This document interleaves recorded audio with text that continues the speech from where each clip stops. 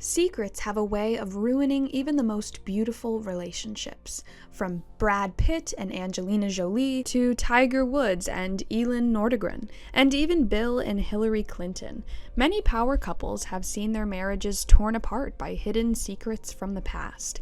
And now, it seems like Prince Mateen and his bride, Princess Anisha, are about to join this long list, but for a very different reason this time. They've quickly gone from being the golden couple everyone admired to being at the center of a growing scandal, and it's not looking good. What once seemed like the perfect fairy tale romance now feels like it's slowly falling apart, and it looks like the end may be near for them. So what went wrong? What secrets are surfacing? And what does this mean for their future together? If you want to stay updated on this unfolding drama and get all the latest insights, make sure to hit that subscribe button. And if you're new here, welcome. You won't want to miss what's coming next. So join us as we dig deeper into their story. But before we get into all this drama, who exactly is Prince Mateen, and how did he end up with a bride that has turned his life upside down? Prince Mateen is the fourth son of the Sultan of Brunei, one of the wealthiest men in the world.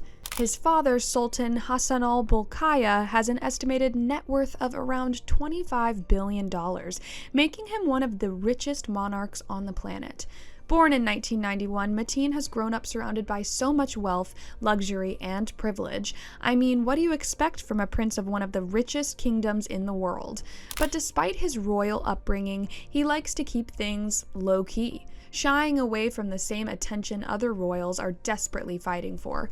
He's also not the type to flaunt his wealth or constantly be in the news, which makes him one of the more mysterious royals. Even though he's a prince, Mateen has always chosen to follow his own path. He attended King's College in the UK, where he earned a bachelor's degree in international politics.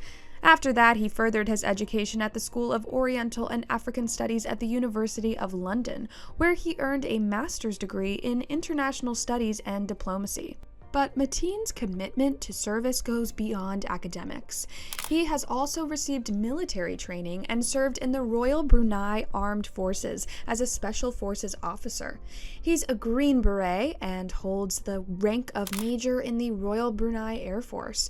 Now, that's not something you hear every day from a prince, but it shows just how serious he is about his duties.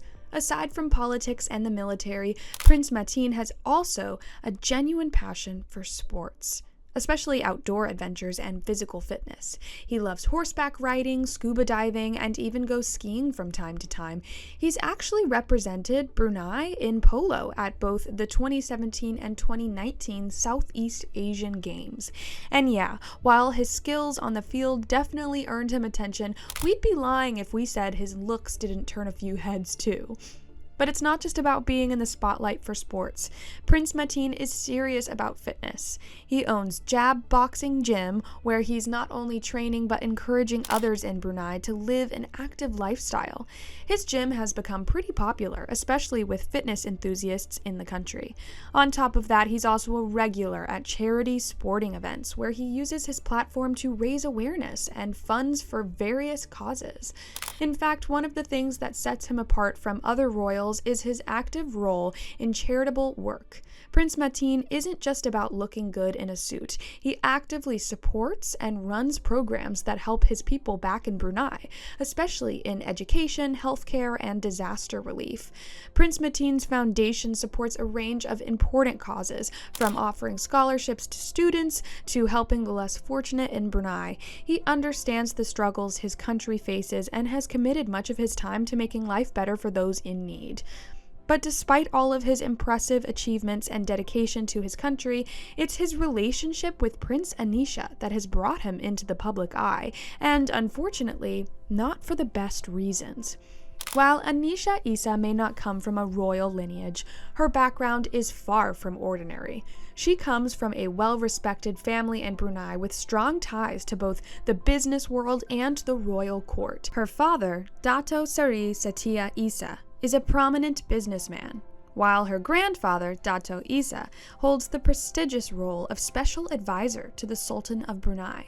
This position comes with powerful connections, giving Anisha access to Brunei's elite society and all the opportunities that come with it. These powerful family ties helped shape her into the successful and respected woman she is today. But Anisha didn't just rely on her family's legacy, she forged her own path. After earning a degree in European Studies from the University of Bath in the UK, she went on to launch her own fashion label, Silk Collective. In addition, she co-owns Authenticary, a travel agency catering to luxury clients. Anisha is also rumored to have made significant investments in real estate both within Brunei and abroad. She's known for her sharp eye for profitable business ventures, and her reputation as a savvy businesswoman has only grown over the years. As for how they met, Prince Abdul Mateen and Anisha Isa story goes way back. They've known each other since childhood, thanks to the close relationship between Prince Mateen and Anisha's brother, Daniel Isa Kalabik. With her grandfather's position as the Sultan's special advisor, Anisha was already well connected in the royal circles, so it's easy to see how their relationship naturally developed over time. Over the years, their bond grew stronger, though they kept things private. It wasn't until October 2023 that they announced their engagement. At this point, Anisha was already very close to the royal family, especially after attending the royal wedding of Prince Mateen's sister in January 2023, where she cemented her role in the family.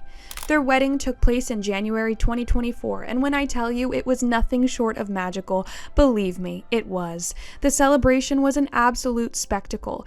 Dignitaries from all over the world were there to witness the union of the prince and his bride, and honestly, it felt like a scene straight out of a fairy tale. The wedding lasted for 10 straight days, and each day was filled with so much luxury, glamour, and endless festivities. The Sultan spared no expense in ensuring that it was truly a wedding fit for royalty. But as the applause and excitement died down, what seemed like the perfect relationship started showing cracks as whispers began to circulate. Their perfect fairy tale soon started to unravel when photos from Anisha's past began surfacing. Now, these weren't just any photos. These were photos that painted a very different picture from what a member of Brunei's royal family is expected to present. They showed Anisha at parties, dressing in skimpy, revealing clothes, smoking, and even drinking alcohol. Now, to many people around the world, these might seem like harmless pictures of a young woman having the time of her life. But in Brunei, where Islamic values of modesty and respect are a pretty big deal, these images were far more than just casual photos. They were an absolute abomination. And what made it even worse was that Anisha is a member of the royal family, who are supposed to be the custodians of culture and tradition in Brunei. But it gets even worse.